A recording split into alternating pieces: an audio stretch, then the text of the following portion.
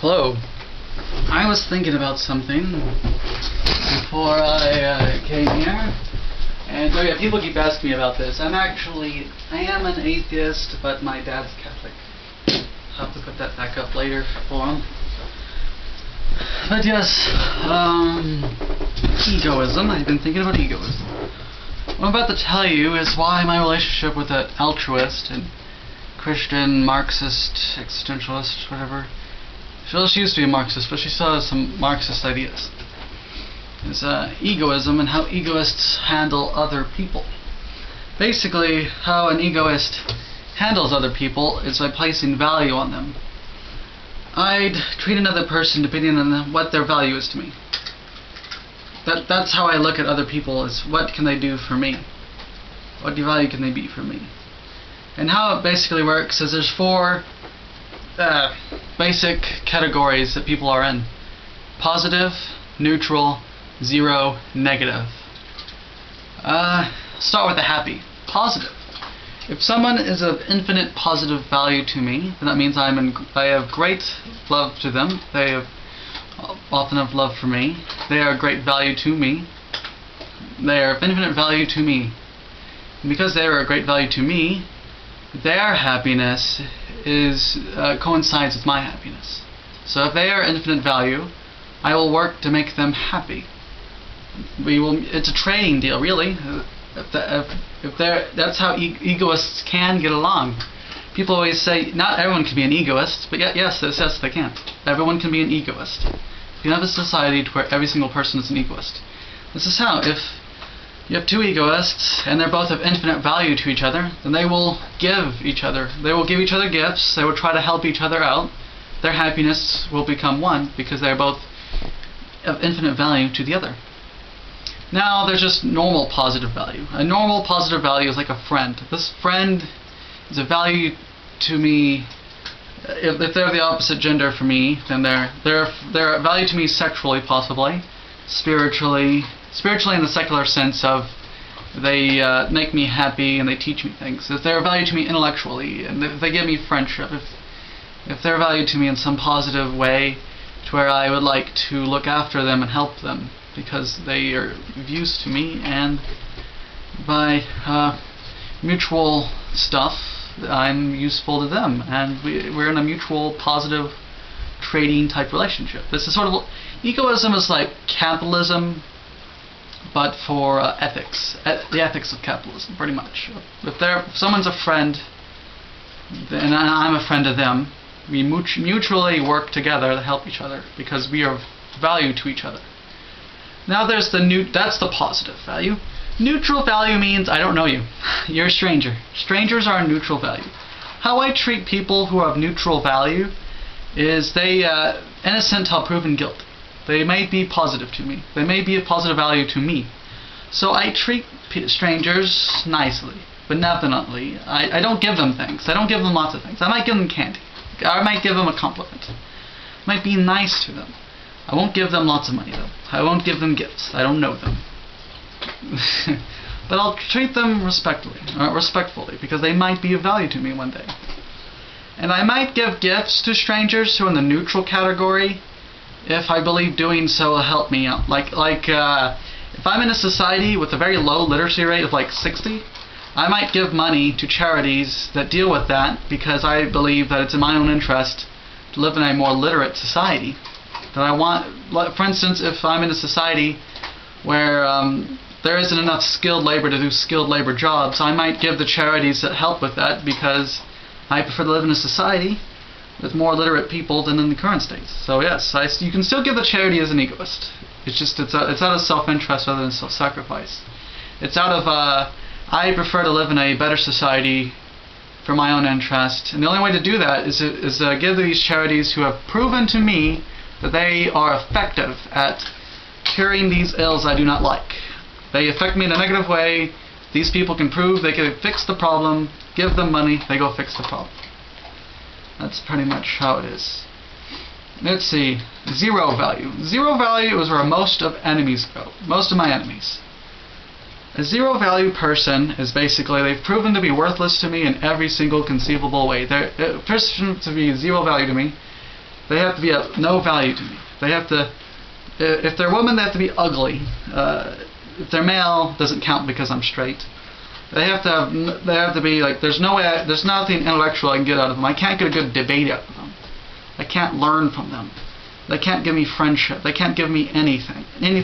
All they can give me is grief, strife, unhappiness, and how I treat people of zero value to me. What I do with people who treat me with zero value is I don't think about them. They don't exist for me. They are worthless. They go away. That's how it is. That sort of how, like with a relationship. If you're dating a woman or you're dating a man and you're not attracted to them, and if you're attracted to them, that's not enough reason to stay, because you can get that from other people, or you can replace them. But if they are abusive to you, if they are verbally abusive, physically abusive, you should treat them as a zero value. That is, break off the relationship, find someone better who's more of a value to you. So I think women ought to be egoists. They can feel much more confident leaving bad relationships, because they should feel like this relationship isn't good for me, so I'm going to leave it because it isn't good for me. This guy has no value to me because he's a jerk. So bye. No, negative value. When someone's of negative value, that means that you're justified in taking action against the person. This is only in extreme cases. Most of your enemies will be of zero value and not negative value. Negative value is cases like stalking. Like if someone's stalking you and you're worried that they're going to, I don't know, go into your house and kill and rape you or something. Then they're of negative value and you should call the police. Infinite negative value. Like infinite positive value. Their happiness is my happiness, so I help them. If they're of infinite positive value, their existence is a threat to my existence. The only time someone is of infinite negative value is if they're about to kill you. Okay, if someone has a gun and is shooting at you, and you're behind like a concrete thing, and they're going to kill you, basically. They're of infinite negative value, and you're justified in killing them first to defend yourself. Someone is only in a infinite negative value if you're in a killed or be killed situation, and that's it. Because any other type of killing beyond death penalty for murderers, it's the same as lying, cheating, and stealing. Lying, cheating, and stealing, and any forms of aggression that are not defense, are all self-destructive behaviors that are bad for the ego. And remember, egoism is about protecting and nourishing the ego and being for oneself and living for oneself. So you want to stay away from drugs, people. It's bad for you. It's self-destructive. Egoism is about being self-nourishing and self-promoting, not self-destruction. And that's why I like Anton LaVey's indulgence, not compulsion, which is basically indulging in your carnal desires for yourself, but don't do things that are compulsions. Like, it's okay to smoke pot, but not meth, because you can't really pot can't really be that bad for you. It's only bad for you if you're worried about it hurting you materially, like getting fired. But other than that, pot's okay, because there's no negative. It doesn't destroy you in any way. It's not self-destructive. Pot's not self-destructive, done moderately, whereas meth is always self-destructive. There isn't a non-self-destructive use for methamphetamine that I know of. So that is basically it. How egoists treat other people. Now, it seems very harsh, I have to admit that, but most people are of positive value to me. If I say hi and smile, and they say hi and smile, then there you get a plus. I'm very merciful, I think. I give people positive value fairly easily. You just have to be nice. It's very rare that I give anyone a zero value. The only way a person gives me zero value, and I give people a lot of the benefit of the doubt, they have to really be scum for them to get to be given a zero value. They have to just be like scum of the earth. They have to be pretty damn bad to get zero. If I don't like someone, they still probably get a little bit of positive value because they might still be used to me. But if they are zero value, I unfriend them on Facebook, they go away.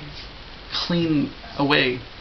That doesn't happen very often, though. It's happened like once or twice on Facebook, and in real life, it's only happened very often. And usually, when it does happen in real life, the situation is such to where I can easily get them out of my life and not think about them, and it'd be fine. And that's the thing. When someone's a zero value, they get erased out of your life. I prefer positive values. Egoism is about happiness and being happy. And the best way to be happy is to have positive relationships, have relationships that are in the positive area to where you can mutually trade happiness. You want to trade happiness back and forth. You want to trade value for value, like, hey, value, value, value, value. Back and forth, mutually trading positive value. That's what you want in egoism. But sometimes you get people who you cannot trade positive value for, and you must sort of halt it and move on with your life. So yes, that's my theory of how egoists should treat other people.